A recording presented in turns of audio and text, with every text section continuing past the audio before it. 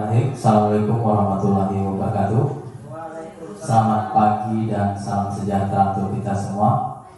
Pertama-tama marilah kita memanjatkan puji syukur kehadirat Tuhan Yang Maha Esa, di mana hari ini kita masih diberikan kesehatan, kekuatan untuk mengikuti kegiatan hari ini, yaitu aksi nyata budaya positif.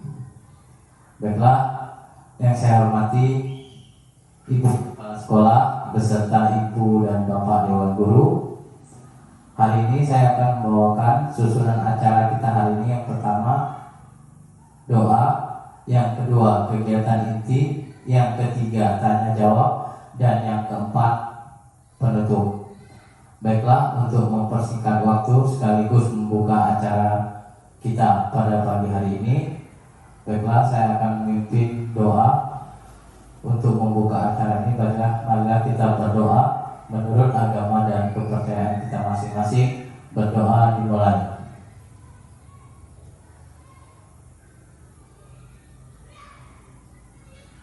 Berdoa selesai. Baiklah, untuk mempersingkat waktu, kita menginjak acara yang kedua, yaitu kegiatan inti aksi nyata budaya positif yang akan dibawakan langsung oleh Ibu Agus Kamalia SPD. Waktu dan tempat kami persilakan. Assalamualaikum warahmatullahi wabarakatuh. Selamat pagi. Terima kasih atas waktunya yang diberikan kepada saya sehingga Bapak dan Ibu Guru dapat menyempatkan waktunya dalam kegiatan saya, yaitu aksi nyata modul 1.4 budaya positif. Yang terhormat Ibu Kepala Sekolah dan Bapak dan Ibu Guru. Baiklah, di sini saya akan menyampaikan tentang aksi nyata modul 1.4 budaya positif pada kegiatan calon guru penggerak angkatan 7 Kabupaten Kutai Timur.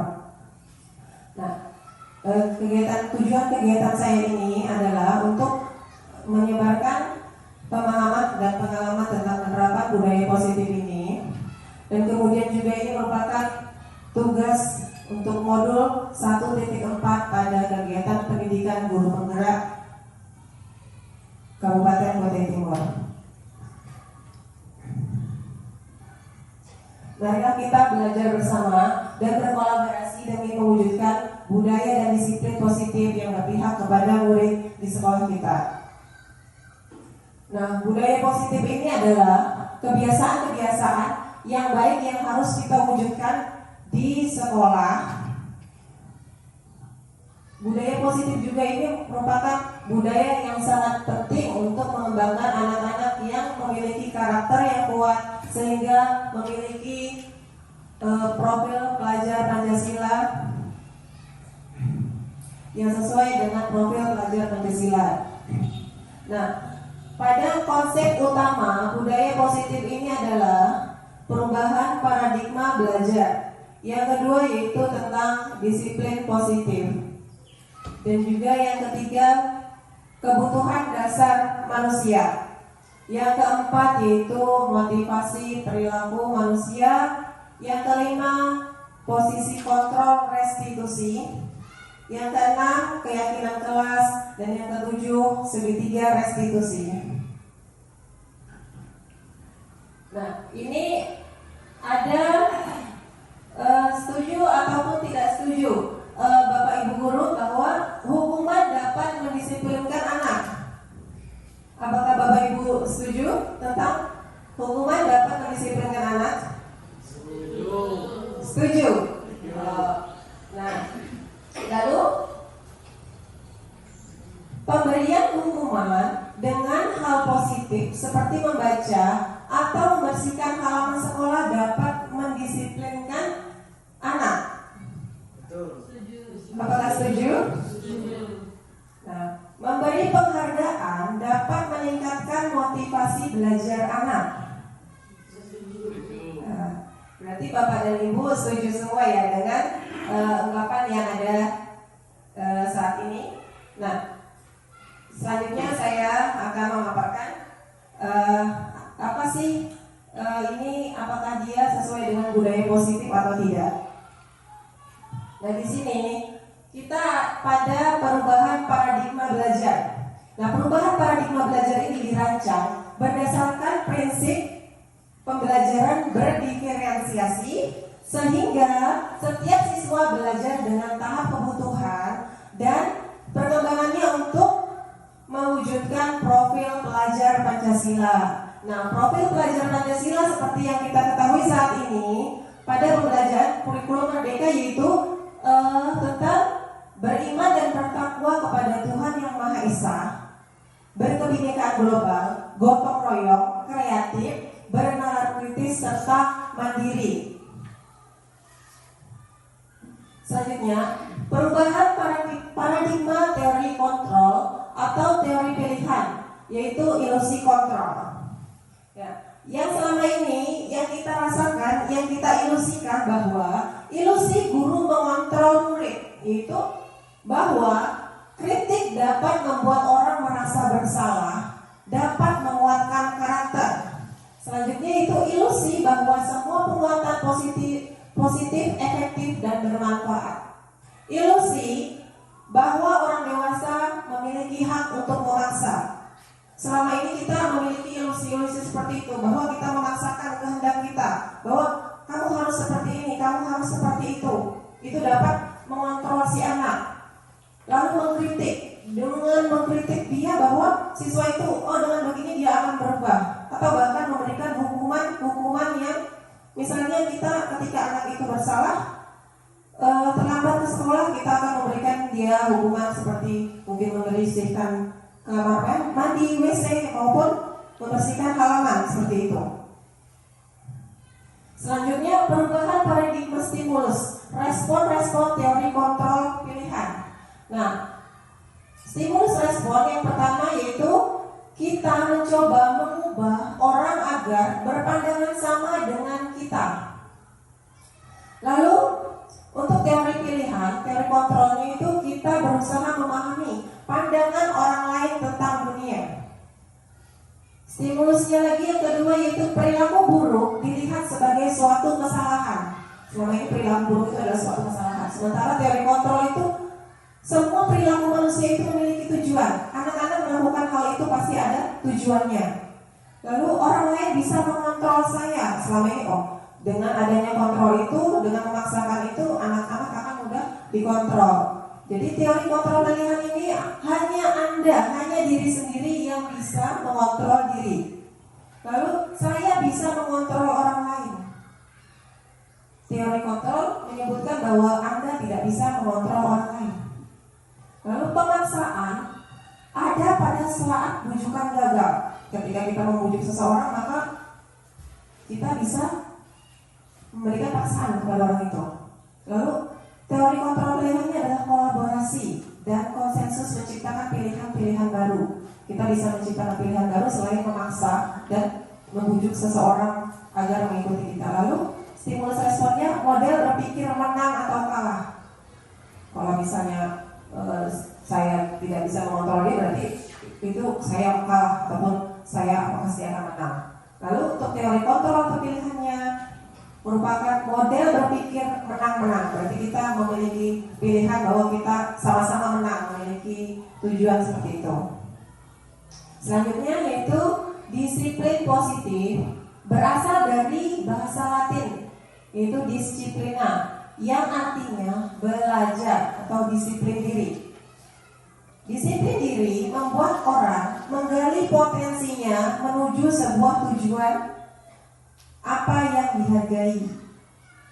Namun dalam budaya kita, makna kata disiplin telah berubah menjadi sesuatu yang dilakukan seseorang pada orang lain untuk mendapatkan kepatuhan. Selama ini kita merasa disiplin itu harus patuh. Lalu kecenderungan umumnya adalah menghubungkan kata disiplin dengan ketidaknyamanan, bukan dengan apa yang kita hargai atau pencapaian sesuatu yang bertujuan mulia. Sebagai pendidik Tujuan kita adalah menciptakan anak-anak yang memiliki disiplin diri sehingga bisa berperilaku dengan mengacu pada nilai-nilai kebajikan universal dan memiliki motivasi intrinsik bukan ekstrinsik. Motivasi yang ada dari dalam diri sendiri, bukan dorongan dari luar. Nah, ini adalah selanjutnya yang ketiga itu tentang kebutuhan dasar manusia. Kebutuhan dasar manusia itu terbagi menjadi 5, yaitu kebutuhan bertahan hidup, kasih sayang dan rasa diterima, kebebasan, kesenangan, dan penguasaan. Itu adalah kebutuhan dasar manusia. Lalu motivasi perilaku manusia. Yang pertama yaitu untuk menghindari ketidaknyamanan hubungan. Apa yang terjadi bila saya tidak melakukannya? Itu merupakan motivasi eksternal. Seperti yang kita lihat bahwa kalau misalnya saya tidak melakukan ini, pasti saya akan dapatkan hukuman. Nah, itu merupakan motivasi eksternal, dorongan dari luar, bukan dari dalam diri. Yang kedua yaitu untuk mendapatkan imbalan dari orang lain atau institusi. Apa yang saya akan dapatkan apabila saya melakukannya? Misalnya seperti ketika anak ini juara 1 atau mendapatkan nilai 100, kita motivasi dengan memberikan dia hadiah, memberikan dia buku atau pulpen atau mungkin dengan jumlah nominal uang yang tertentu. Itu merupakan motivasi eksternal juga, dorongan dari luar, bukan dari diri sendiri. Lalu yang selanjutnya yang ketiga yaitu untuk menghargai diri sendiri. Saya akan menjadi seperti apa bila saya melakukannya. Jadi dia merupakan motivasi internal. Tujuan disiplin positif ini seperti ini. Jadi dia memiliki motivasi dari dalam diri sendiri. Saya akan menjadi seperti apa sih apabila saya melakukan hal ini? Apakah ini akan menjadi hal yang buruk atau menjadi hal yang baik? Lalu konsep hukuman, konsekuensi dan restitusi.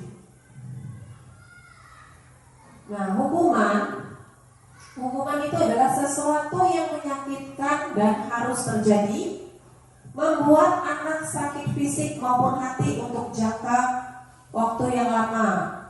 Lalu anak membenci kedisiplinan, paksaan, anak itu harus karena sifatnya memaksa. Lalu mendorong anak menyakiti diri sendiri, konsep diri yang buruk.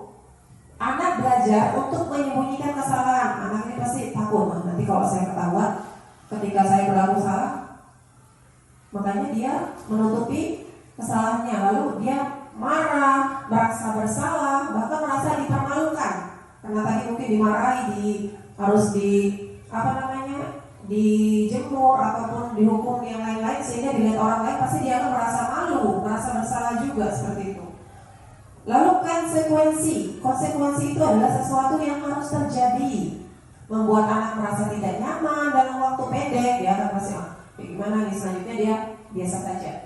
Lalu anak menghargai disiplin, stimulus tanggapan, mendorong anak agar mudah menyesuaikan diri, konsep diri yang baik, anak belajar untuk mematuhi aturan. Selanjutnya anak kehilangan hak untuk dibuat tidak nyaman, diasingkan sementara. Jadi dia kehilangan hak untuk konsekuensi ini. Kalau kamu melakukan ini, konsekuensinya apa? Kamu harus melakukan sesuatu itu lagi. Lalu dihukum oleh penghargaan, ya. Kita selama ini memberikan penghargaan kepada anak-anak. Nanti kalau kamu dapat nilai 100, ibu berikan permen. Nanti kalau kamu dapat juara 1, diberikan hadiah apa tertentu. Itu merupakan penghargaan kepada anak-anak yang sering kita berikan kepada anak-anak kita.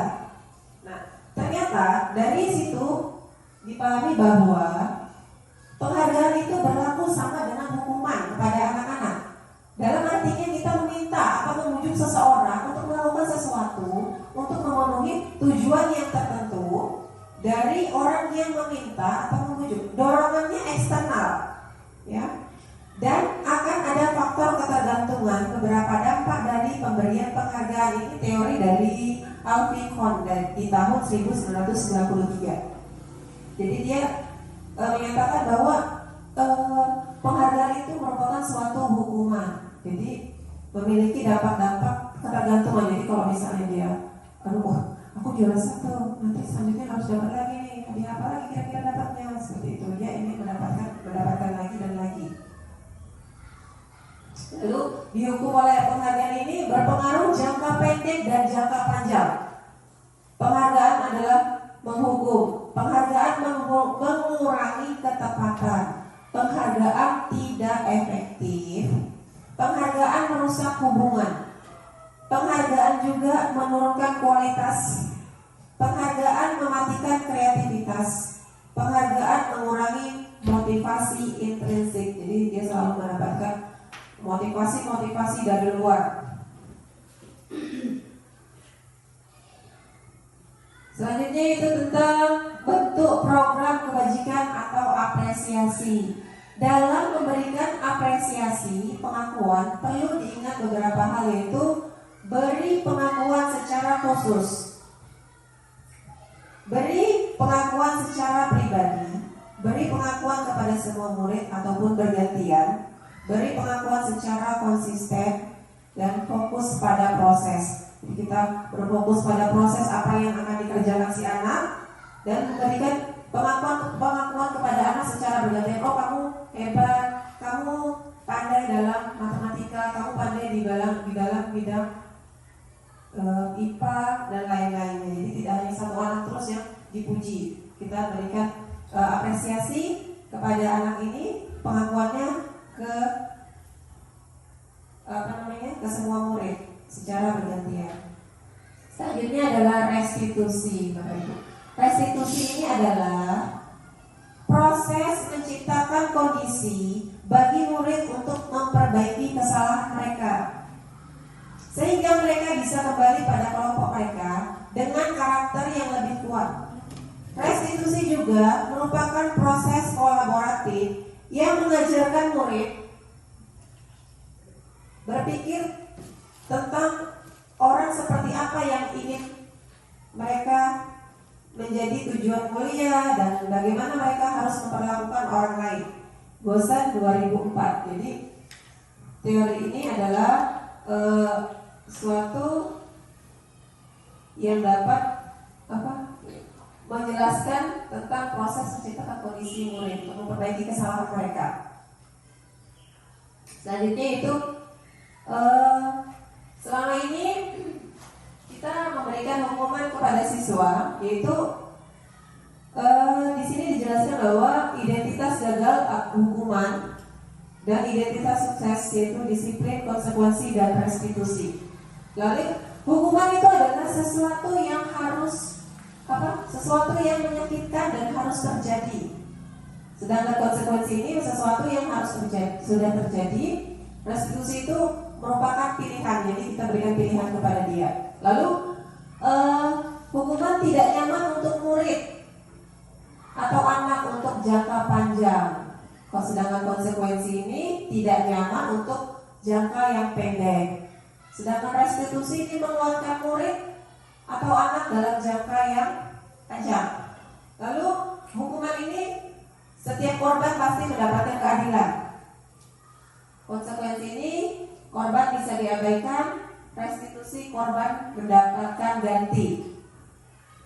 Untuk hukuman sendiri, ini untuk perilakunya pasif agresif meningkat, sedangkan konsekuensi penguatan hanya bertahan dalam waktu jangka pendek. Pada restitusi masalah itu akan terpecahkan. Sistem tidak akan berjalan bila murid takut pada hukuman ini. Lalu pada konsekuensi memerlukan monitoring dan supervisi terus-menerus dari guru. Pada restitusi ini murid belajar bertanggung jawab pada perilakunya sendiri. Lalu pada hukuman berlaku hanya pada sebuah institusi, tidak berlanjut pada kehidupan nyata. Konsekuensi membantu penerapan mengikuti peraturan dalam masyarakat. cepat. Restitusi fokus pada pemecahan masalah dalam waktu panjang. Lalu hukuman, peraturannya adalah kamu harus seperti apa. Lalu konsekuensi ini akan bertanya tentang apa peraturannya. Mampukah kamu melakukannya? Terima kasih. Seperti itu. Lalu restitusi, apa yang kamu yakini, apa yang bisa kamu lakukan untuk memperbaiki kesalahan. Selanjutnya itu hukuman, murid dapat membenci peraturan. Ketika peraturan itu dilaksanakan secara intens atau terus-menerus, anak akan membenci peraturan, jengkel atau merasa sakit hati. Lalu pada konsekuensi murid ini menghormati peraturan yang ada, dia akan menghormati. Lalu pada restitusi ini murid menghormati dirinya dan orang lain juga. Jadi di sini kita dapat melihat bahwa restitusi inilah yang paling memiliki jangka panjang serta dapat memecahkan masalah-masalah. Lalu perbedaan hukuman dan konsekuensi. Di sini ada beberapa contoh. Bisa ada beberapa tindakan guru, yaitu contohnya yang pertama mencatat 100 kali dalam buku kalimat saya tidak akan terlambat lagi karena terlambat ke sekolah. Kira-kira ini hukuman atau konsekuensi? Bapak Ibu, kalau kita memberikan hukuman ke anak bahwa dia suruh menulis 100 kali bahwa saya tidak akan terlambat ke sekolah lagi, kira-kira ini hukuman atau konsekuensi, Bapak Ibu? Hukuman. Lalu yang kedua, lari mengelilingi lapangan basket 2 kali karena terlambat hadir ke sekolah. Hukuman. Lalu yang ketiga, murid diminta untuk push up 15 kali karena tidak menggunakan masker ke sekolah. Hukuman? Iya, hukuman. Lalu membersihkan tumpahan air di meja tulis karena tersenggol saat belajar. Ketika dia menyenggol air, konsekuensi setelah melakukannya, dia disuruh membersihkan. Selanjutnya, murid disuruh untuk mengenakan sepatu seharian di sekolah karena tidak menggunakan sepatu hitam. Konsekuensi. Lari mengelilingi lapangan basket 2 kali karena terlambat 10 menit untuk pelajaran PJOK. Hukuman atau konsekuensi? Hukuman. Ini kita akan lihat jawabannya. Nah, jadi mencatat 100 kali dalam kalimat saya tidak akan terlambat itu adalah hukuman. Lalu mengelilingi mengelilingi lapangan basket karena tidak terlambat hadir di sekolah itu adalah hukuman. Murid diminta untuk push up 15 kali itu adalah hukuman. Sedangkan menggantikan kertas dengan coret-coret itu adalah konsekuensi. Membersihkan tumpahan air di meja tulis itu adalah konsekuensi. Ya, murid disuruh untuk mengenakan sepatu sehari itu adalah hukuman. Lari mengelilingi lapangan basket 2 kali karena terlambat 10 menit untuk pelajaran PJOK itu adalah konsekuensi karena itu merupakan pelajarannya juga, jadi dia bukan hukuman karena sesuai dengan materi yang akan diajarkan. Iya. Lalu selanjutnya yaitu adalah ciri-ciri restitusi. Yang pertama, bukan untuk menebus kesalahan, namun untuk belajar dari kesalahan. Yang kedua yaitu memperbaiki hubungan. Yang ketiga, tawaran bukan paksaan. Yang keempat, restitusi menuntun untuk melihat dalam diri.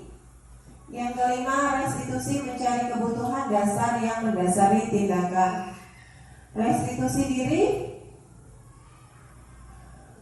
adalah cara yang paling baik. Selanjutnya yaitu yang ke-6, restitusi fokus pada karakter, bukan tindakan. Yang ke-7 yaitu restitusi fokus pada solusi. Yang ke-8, restitusi mengembalikan murid yang berbuat salah kepada kelompoknya. Selanjutnya itu tentang 5 posisi kontrol. kontrol itu ada 5, yaitu penghukum, pembuat orang merasa bersalah, ada teman, ada sebagai pemantau, dan yang kelima itu sebagai manajer. Jadi yang paling utamakan di sini di dalam posisi kontrol ini adalah seorang manajer. Jadi selama ini kita ada beberapa perbuatan kita mungkin yang selama ini selalu kita lakukan ketika di kelas. Ini ada contoh-contohnya itu untuk penghukum, pembuat merasa bersalah, sebagai teman, pemantau maupun manajer. Yang pertama, guru berbuat menghardik, menunjuk-nunjuk, menyakiti, dan menyindir. Itu selanjutnya, kamu tidak melakukannya, awas ya, rasakan. Lalu ada lagi memberontak, menyalahkan orang lain yang berbohong hasilnya ya. Lalu kaitannya dengan dunia yang berkualitas, murid meletakkan guru di dunia berkualitas. Lalu muridnya berkata, biarkan saja, nanti juga marah-marah lagi. Selanjutnya dampak bagi murid, mengulangi kesalahannya. Dia pasti akan mengulangi lagi kesalahan yang pernah dia lakukan. Lalu ada lagi membuat orang merasa bersalah. Gurunya berkata, dia berceramah dan mengatakan seharusnya kamu tuh seperti ini, seharusnya kamu melakukan itu. Lalu ibu kecewa sekali sama kamu tidak mengerjakannya, misalnya kamu tidak melakukannya. Lalu gurunya berkata, kamu sudah tahu, ibu lelah sekali mengatakannya, ibu stres. Lalu hasilnya anak-anak akan menyembunyikannya, menyangkal, dan bahkan berbohong.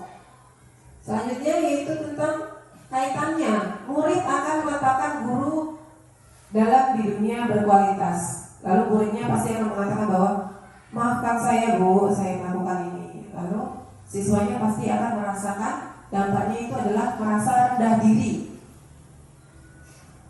Lalu posisi kontrol identitas berhasil, yaitu mengharapkan imbalan atau ketergantungan kepada orang lain, yaitu sebagai teman dan pemantau. Jadi teman ini apabila sebagai teman itu membuatkan alasan-alasan untuk muridnya. Misalnya, ayolah lakukan demi ibu. Kamu masa tidak mau, ingat ya, kamu pernah dibantu loh sama ibu. Ayo tolong ibu ya hari ini. Gitu. Nah di situ membuat si siswa tadi merasa ketergantungan dengan bapak maupun ibu guru tadi. Lalu muridnya akan meletakkan guru sebagai orang yang sangat penting di dalam dunia yang berkualitas. Gurunya sangat penting sekali nih, karena dengan adanya ibu dia akan membantu saya terus. Lalu muridnya berkata, saya pikir bapak ibu teman saya, ternyata seperti itu. Selanjutnya siswa itu akan lemah dan tidak mandiri, selalu bergantung kepada gurunya ataupun orang lain. Lalu selanjutnya itu posisi kontrol sebagai pemantau. Itu gurunya menghitung dan mengukur. Misalnya apa peraturannya, apa yang harus dilakukan. Lalu siswanya itu akan menyesuaikan diri apabila diawasi terus-menerus. Jadi muridnya meletakkan guru peraturan dan hukum itu di dunia berkualitas. Misalnya muridnya berkata, berapa banyak bintang yang harus saya peroleh ya. Jadi perilakunya seperti itu. Terus itu berapa halaman yang harus saya tulis? 1 halaman, 2 halaman, 3 halaman. Nah, terus itu siswanya ini akan memiliki dampak, yaitu menitik beratkan pada sanksi atau hadiah pada dirinya. Jadi nanti kira-kira kalau saya kerjakan sekian halaman dapat hadiah apa? Kira-kira saya kalau misalnya mengerjakan ini, apa yang akan saya dapatkan? Lalu di sini identitas sekolah berhasil atau kontrol diri, menghargai diri sendiri. Posisi kontrol guru sebagai manajer, itu guru berbuat mengajukan pertanyaannya. Nah, gurunya mengatakan apa yang kita yakini, apa yang bisa kamu kerjakan untuk memperbaiki masalah ini. Jadi siswa itu diajak untuk memperbaiki masalahnya. Kalau misalnya hari ini yang melakukan perbuatan ini, kira-kira eh, bagaimana memperbaikinya. Lalu ini adalah hasilnya menguatkan pribadi. Kaitan dengan dunia berkualitas, murid meletakkan dirinya sebagai individu yang positif di dalam dunia. Jadi meletakkan diri sendiri, oh saya ini orang yang seperti ini. Lalu muridnya berkata, bagaimana caranya saya bisa memperbaiki keadaan. Lalu hasilnya adalah mengevaluasi diri, bagaimana cara memperbaiki dirinya sendiri. Dia akan berpikir untuk memperbaiki apa yang sudah, kesalahan-kesalahan yang sudah dia lakukan. Nah, di sini ada pertanyaan-pertanyaan. Saya kecewa sekali dengan kamu. Sebenarnya itu tidak pernah benar melakukannya. Ini menurut Bapak Ibu, yang pertama, ini posisi guru yang seperti apa? Apabila dengan mengatakan saya kecewa sekali dengan kamu.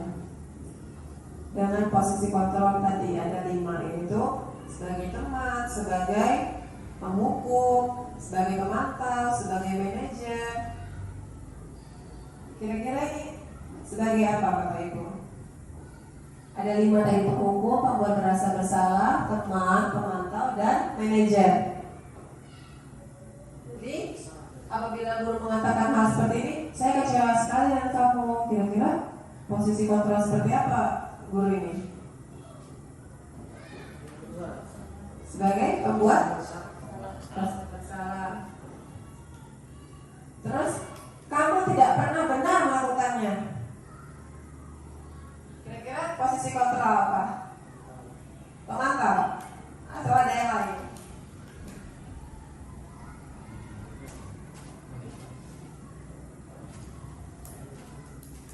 Ya, pemantau ya. Oh, terus ayolah lakukan demi Bapak Ibu sebagai teman.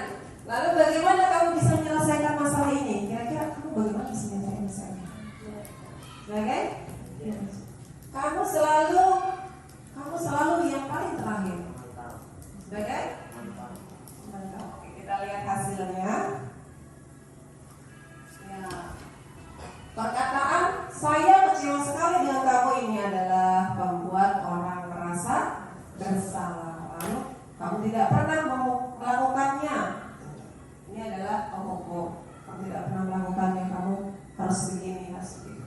Lalu ayolah ini lakukan demi Bapak Ibu. Nah, ini adalah seorang teman tadi. Lalu apakah kamu mau mendapatkan stiker bintang hari ini? Adalah seorang pemantau.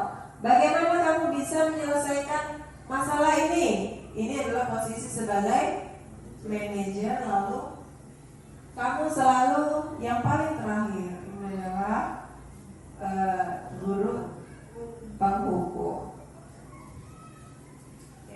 Baiklah, kita selanjutnya Bapak Ibu, yaitu tentang keyakinan kelas.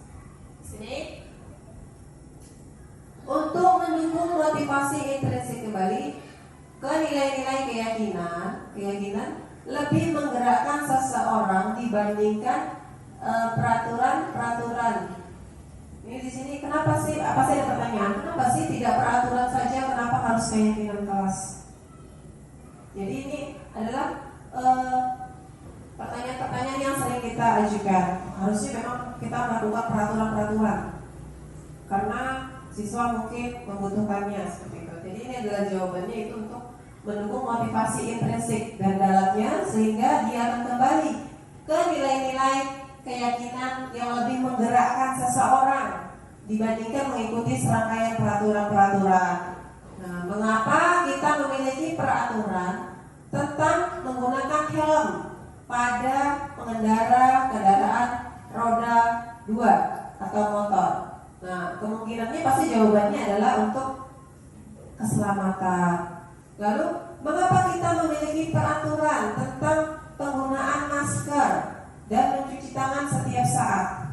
Kemungkinan jawabannya adalah untuk kesehatan atau keselamatan dari penyakit seperti tahun lalu itu apa? Penyakit COVID-19. Nah, ini ada selanjutnya pembentukan keyakinan kelas. Keyakinan keyakinan kelas ini bersifat lebih abstrak daripada peraturan, jadi tidak sekonkret ini ya peraturan. Lalu keyakinan kelas berupa pernyataan-pernyataan universal.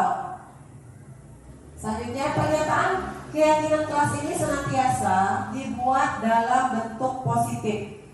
Selanjutnya, keyakinan kelas hendaknya tidak terlalu banyak sehingga mudah dipahami dan diterapkan.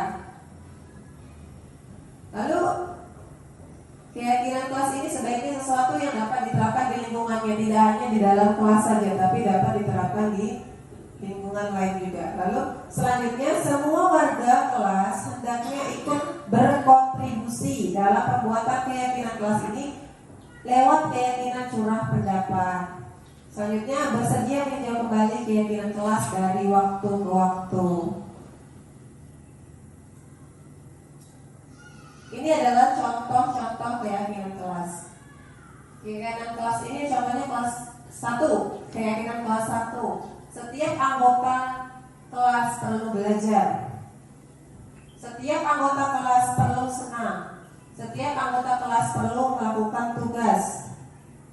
Setiap anggota kelas perlu saling menghargai. Setiap anggota kelas perlu rasa aman. Mungkin ini ada lagi keyakinan kelas 5. Keyakinan kelas 5 selalu bersikap positif, senantiasa menjadi diri yang terbaik, percaya dan menghormati orang lain serta barang miliknya, berkomitmen terhadap setiap tugas, senantiasa membantu.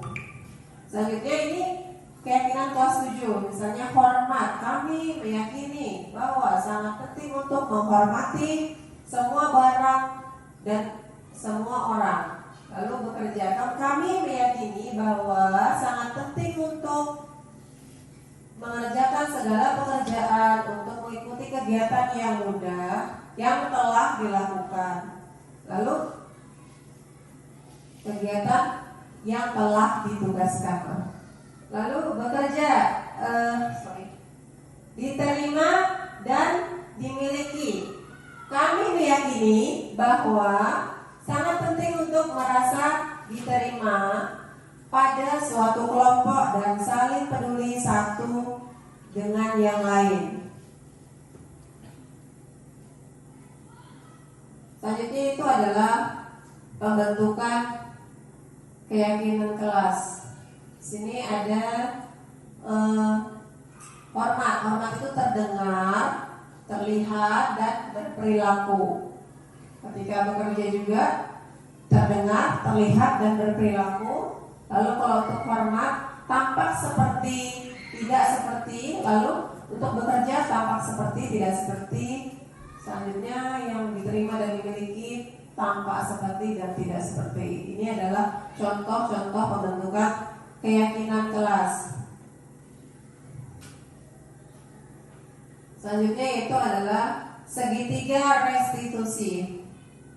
Di dalam segitiga restitusi ini ada validasi tindakan yang salah. Validasinya adalah itu kamu tentu punya alasan mengapa melakukan itu. Lalu ada lagi, adakah cara lain yang lebih efektif untuk apa yang kamu butuhkan. Ada juga menjalankan keyakinan kelas seperti apa yang telah kita sepakati. Lalu kamu ingin menjadi seperti apa, menjadi orang yang seperti apa. Selanjutnya itu menstabilkan identitas. Setiap orang pasti pernah melakukan kesalahan. Lalu kamu bukan satu-satunya yang pernah melakukan ini. Ini adalah contoh dari segitiga restitusi, yaitu menstabilkan identitas.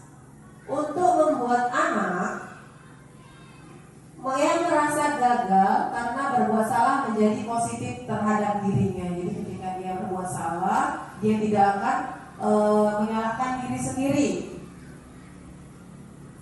Jadi dia dengan cara seperti ini, menstabilkan identitas kepada siswa itu dengan misalnya guru berkata kepada siswanya, berbuat salah itu hal yang manusiawi.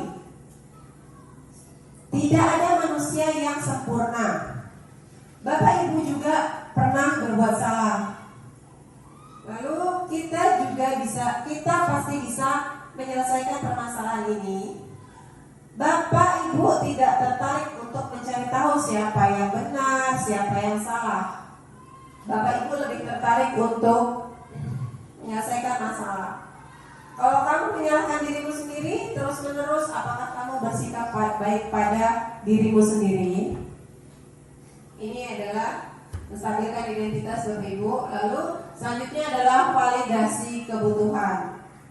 Validasi itu adalah membantu murid mengenali basic atau keinginan kebutuhan dasar yang ingin dipenuhinya ketika melakukan kesalahan itu. Pada dasarnya, setiap tindakan manusia tujuannya adalah mencapai atau memenuhi basic need. Apakah itu power, freedom, love, dan belonging, fun atau survival. Seperti tadi ada 5 keinginan manusia yang ingin dipenuhi, yaitu kesenangan, keinginan, ya.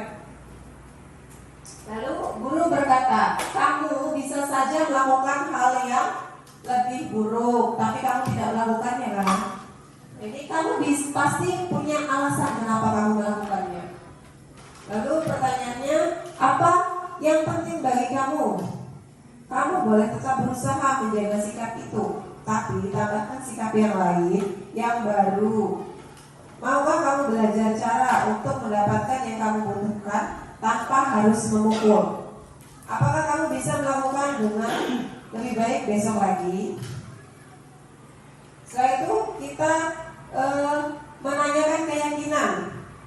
Keyakinan ini anak melihat kesalahannya dihubungkan dengan norma sosial dan nilai-nilai yang mendasari manusia berinteraksi dengan orang lain. Guru berkata, apa nilai-nilai yang kita percaya di kelas atau di sekolah kita? Lalu nilai-nilai universal apa yang telah kita sepakati? Selanjutnya, kelas yang ideal itu seperti apa sih? Kita berikan pertanyaan seperti itu ke anak kita. Lalu, apa yang kamu rasakan? Ketika kamu membuat kesalahan itu, kamu akan menjadi orang yang seperti apa? Jadi anak-anak ini kita berikan pertanyaan-pertanyaan itu agar dia bisa memperbaiki dirinya.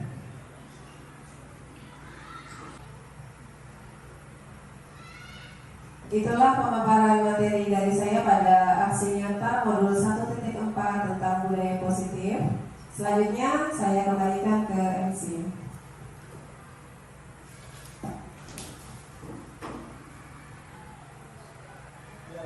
Ya, terima kasih kami ucapkan untuk Bu Agus Kamalia yang sudah membawakan materi tadi tentang aksi nyata.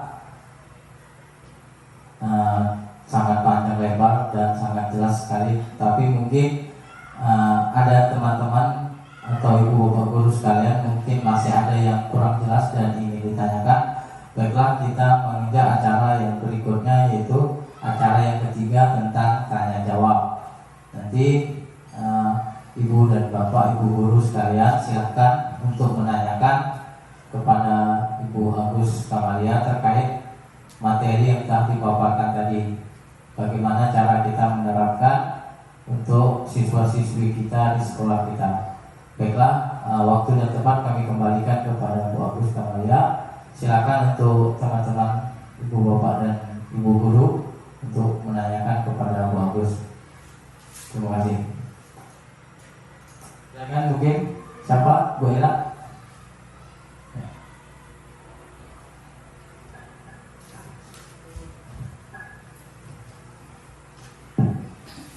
Terima kasih waktu dan kesempatan yang sudah diberikan kepada saya. Yang mau saya tanyakan di sini, kembali lagi ke halaman sebelumnya yang untuk ciri-ciri restitusi.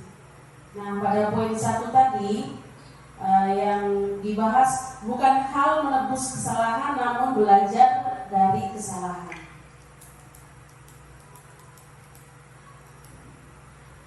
Nah, ini yang poin 1 ini yang ditujukan untuk murid atau untuk guru.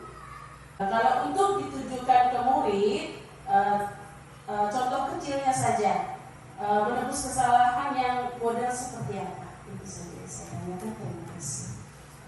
Baik, terima kasih atas pertanyaan dari Bu Ella tentang ciri-ciri restitusi itu untuk apa sih contoh-contohnya, bukan untuk menebus kesalahan namun untuk belajar dari kesalahan. Jadi restitusi ini kita akan memberikan pertanyaan-pertanyaan kepada siswa. Bagaimana caranya siswa itu dapat memperbaiki dirinya sendiri? Seperti apa sih? Nah, di sini dia tidak diberikan hukuman ataupun tidak diberikan sesuatu yang menekankan dia, oh ini kamu harus seperti ini, kamu harus seperti itu. Tetapi kita berikan pertanyaan kepada dia, apa yang akan dia lakukan untuk memperbaiki kesalahannya gitu. Misalnya ketika anak itu terlambat datang ke sekolah, mungkin biasanya kan kita ketika datang ke sekolah dia terlambat dihukum di tiang bendera seperti itu, di tiang bendera hormat selama 1 jam, sehingga itu bukan berarti itu kan untuk menebus kesalahan ya. Nah, jadi ketika di restitusi ini kita memberikan pertanyaan kepada dia, kamu kalau misalnya terlambat apa yang akan terjadi? Kira-kira kalau seperti ini apakah kamu bisa memperbaiki kesalahan ini? Nah, dia diberikan pemahaman, diberikan pertanyaan-pertanyaan seperti apa. Di anak ini diajak untuk berpikir mengenai apa yang dia lakukan, apa dampak yang akan dia dapatkan ketika dia terlambat ke sekolah, apa yang terjadi ketika dia seperti itu terus-menerus. Kemungkinan nanti anak akan menjawab, oh saya akan tertinggal pelajaran, saya akan tidak naik kelas seperti itu. Jadi, nah setelah itu kita akan mempersilahkan si anak tadi untuk tetap belajar. Selanjutnya dia juga mungkin dia terlambat setengah jam. Oke, karena dia terlambat setengah jam, kita akan meminta dia untuk memperbaiki kesalahan ini. Kamu ketika melakukan ini apa yang akan kamu lakukan selanjutnya? Nanti mungkin dia akan bilang, saya akan memperbaiki kesalahan saya tidak akan melakukan hal ini lagi, saya tidak akan terlambat lagi. Dia akan mengakui bahwa dirinya akan memperbaiki kesalahannya seperti itu, Ibu. Baik, terima kasih Bu Agus untuk pemaparannya. Mungkin tadi saya belum paham yang untuk yang poin 1 tadi kan kirain itu untuk guru atau untuk murid. Ternyata yang untuk ciri-ciri restitusi itu ternyata untuk ditujukan ke murid. Ya, terima kasih Morris.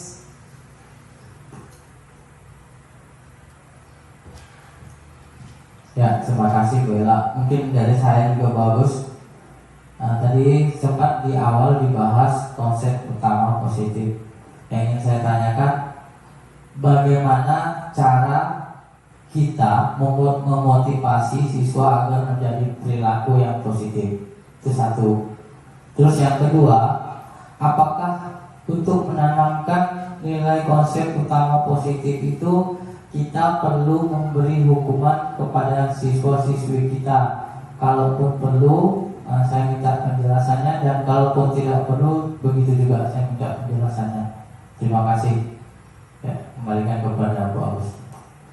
Ya, terima kasih untuk pertanyaannya. Itu yang pertama, untuk motivasi budaya positifnya yang diterapkan ya. Untuk budaya positif yang kita terapkan mungkin, misalnya budaya positif itu bisa kita lakukan dengan setiap hari. Contohnya itu setiap hari misalnya kita berdoa bersama sebelum masuk ke kelas. Lalu mungkin saling dengan guru, berbaris bersaling dengan guru sebelum masuk ke kelas.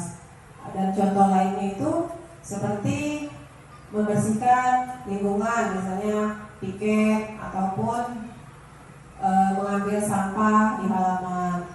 Selanjutnya lagi ada lagi yang lainnya, contohnya yaitu misalnya berkata yang baik, misalnya anak-anak kalian tidak boleh mengatakan hal-hal yang buruk, yang seperti apa misalnya yang banyak terjadi saat ini, anak-anak pasti akan mengucapkan kata-kata yang tidak pantas seperti itu. Nah, bagaimana sih kita menerapkannya? Nah, supaya anak itu mau melakukannya, jadi kita terapkan di kehidupan kita sehari-hari itu sebagai contoh misalnya ketika mungkin memungut sampah, kita bersama-sama berguru mengajak muridnya, lalu berdoa bersama, gurunya mengajak siswa setiap hari, dan juga seperti itu seperti tadi mengucapkan kata-kata yang baik kepada siswa. Jadi ketika kita melarang anak-anak itu mengucapkan kata-kata yang tidak pantas, maka kita juga berucap kepada mereka itu hal-hal yang positif juga seperti itu. Lalu untuk pertanyaan yang kedua yaitu, Bapak mohon maaf bisa diulangi lagi pertanyaannya? Ya, tadi kan Bu Agus menjelaskan tentang nilai konsep utama positif. Nah, terus yang saya ingin tanyakan, mungkin selama ini kami sering melakukan yang namanya hukuman. Nah, itu pada umumnya. Nah, kalau di dalam aksi nyata yang Ibu Alwi jelaskan tadi, apakah boleh kami memberi hukuman kepada siswa-siswi atau tidak boleh? Nah, kalaupun boleh, alasannya apa, yang bagaimana, terus kalaupun tidak boleh, yang bagaimana? Baik, saya akan menjawabnya. Untuk hukuman sendiri, di dalam dunia pendidikan kita pasti sudah sering ya untuk melaksanakan hukuman itu, pasti merasa oh anak ini mendapatkan hukuman untuk dia memperbaiki diri. Itu mungkin kegiatan-kegiatan kita di masa lampau, masa lalu yang kita terapkan kepada siswa, dan ternyata hal tersebut itu tidak membuat anak itu memiliki efek jera, atau pasti dia akan melakukannya lagi. Betul tidak? Pasti dia ketika melakukan kesalahan ini kita marahi, kita hukum dia, besok pasti akan melakukan lagi. Anak memang takut di depan kita, tapi di belakang kita dia bisa melakukan lagi, sehingga anak itu akan terus menerus seperti itu. Nah, di sini di kegiatan kita selanjutnya mungkin kita bisa mencoba, ini adalah suatu pilihan ketika kita itu mungkin kegiatan kita menghukum anak itu tidak efektif, baik kita berikan seperti itu. Mungkin tadi yang memberikan tidak menghukum dia, misalnya tidak menghukum dia, tetapi memberikan pertanyaan-pertanyaan. Ini adalah untuk kedepannya ya Bapak. Maksudnya Bapak Ibu, saya tidak menggurui sih, maksudnya saya juga belajar di kegiatan dari yang saya pahami, dari yang saya dapatkan. Untuk budaya positif ini kita terapkan di kehidupan mungkin saat ini. Mungkin kita di masa lalu selalu menghukum siswa seperti itu. Mungkin kita bisa mencobanya ke depannya seperti apa. Siswa itu tidak kita berikan hukuman, tapi bagaimana kita berikan dia pandangan-pandangan apa sih yang akan dia dapatkan, apa sih yang akan dia peroleh apabila terus-menerus seperti itu. Nah, kalau menurut pemahaman saya, hukuman itu bukan berarti boleh dan tidak boleh, tetapi dianjurkan agar tidak diberikan gitu. Tetapi ya kembali dari Bapak Ibu sendiri, apakah akan menerapkan budaya ini? Saya hanya sharing kepada Bapak Ibu sekalian. Ya, terima kasih atas penjelasannya. Mungkin tadi sedikit bagus yang pertama, yang pertanyaan saya tadi, siswa menjadi perilaku yang positif. Nah, seperti yang mungkin bagaimana maksud saya tadi gini, memotivasi. Mungkin kita yang seperti yang bagus jelaskan tadi, kita ngajak berdoa dan sebagainya. Tadi di penjelasan itu apakah perlu misalnya semacam ada penghargaan khusus atau pribadi, mungkin seperti itu pertanyaan saya. Bagaimana cara memotivasi, mungkin apa yang sudah kita sampaikan agar siswa ini lebih termotivasi gitu bagus. Baik, untuk siswa agar lebih termotivasi, bagaimana cara memotivasi siswa begitu ya untuk berperilaku seperti itu. Nah, biasanya kegiatan ini kita jadikan kegiatan dia sehari-hari. Budaya itu kan kegiatan yang selalu dilakukan sehari-hari, itu menjadi budaya, kebiasaan. Jadi apabila kita mengajak siswa berdoa bersama seluruhnya itu di halaman kelas, setelah selesai kita mungkin saling langsung masuk ke kelas, apakah kita memberikan penghargaan? Ternyata kalian semuanya baris. Terus kalian semua berdoa bersama. Jadi apakah perlu kita memberikan penghargaan kepada mereka? Ketika kita sudah sama-sama mesti melakukan itu, misalnya budaya positif itu tidak perlu kita berikan penghargaan hadiah seperti itu, tapi kita mungkin bisa berikan pujian. Oke, pujian itu kan kata-kata motivasi ya. Sebenarnya kerja yang bagus sekali kamu datang hari ini, tidak terlambat seperti itu. Tidak harus kita berikan berupa apa tadi, hadiah yang barang seperti barang, karena barang tadi itu bukan termasuk motivasi dari diri sendiri. Jadi hal yang dianjurkan ini memotivasi diri sendiri. Hadiah itu adalah motivasi dari luar. Nanti anak-anak pasti akan merasa lagi, kalau aku datang lagi cek pagi pasti dapat hadiah. Aku nanti besok harus ini. Itu berlaku jangka pendek saja. Jadi yang diharapkan itu adalah yang dia akan menerapkan pada kehidupan sehari-hari dia selanjutnya. Tidak hanya saat ini saja, tapi berkelanjutan terus menerus. Karena dia terbiasa berdoa bersama, datang pagi pasti dia kan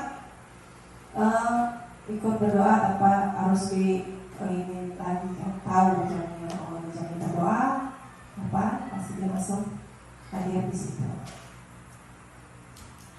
Ya, terima kasih Bu Agus atas penjelasannya. Bagaimana teman-teman yang lain? Sudah jelas? Bu Lesi, sudah jelas? Baiklah, kita menginjak acara yang keempat. Sesi tanya jawab sudah selesai, yaitu acara yang keempat adalah penutup. Yang mungkin sebelum kami tutup acara ini, saya sendiri akan menutup acara.